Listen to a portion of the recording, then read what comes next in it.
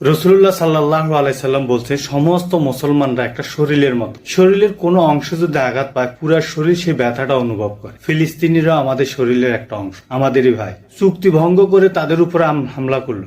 আমাদের কি তাদের পক্ষে কিছু করার নাই? অনেক কিছু করার আছে। আমাদের সন্তানেরা ইফতার খায়, সেহরি খায়, কত ভালো ভালো খাবার খায়, তাদের সন্তানেরা না খেয়ে মারা যাচ্ছে। আমরা মুসলমান হিসেবে কি আমরা কিছু করার নাই? আমাদের অনেক কিছু করার আছে। আমরা তো 2 রাকাত তাহাজ্জুদের নামাজ পড়তে পারি তাদের পক্ষে, আমরা 2টা রাকাত আল্লাহ রাস্তায় দান করতে পারি ফিলিস্তিনের পক্ষে। আমরা আল্লাহর কাছে অন্তত এইটুকু আর্জি জানাইতে পারি, আল্লাহ তাআলা যেন ইহুদি নাসারারা ধ্বংস করে দেয়। এতটুকু করার সামর্থ্য তো আমাদের আছে। ইসরায়েলের পণ্যগুলোকে বয়কট করার সুযোগ তো আমাদের আছে। এবার ঈদে আমরা ইসরায়েলি কোনো পণ্য গ্রহণ করব না, তাদের কোনো কসমেটিক আমরা ব্যবহার করব না, তাদেরকে যারা সহযোগিতা করে যেসব কোম্পানি, তাদের কোনো জুতা আমরা পরবো না, তাদের কোনো কোমল পানি আমরা পান করব না। এগুলো তো আমাদের করার মতো আছে, এগুলো তো আমাদের সামর্থ্যের ভিতরে। আমাদের সামর্থ্য যতটুকু আছে আমরা তো অতটুকু করতে পারি, অন্তত আমাদের মুসলমান ভাইদের জন্য।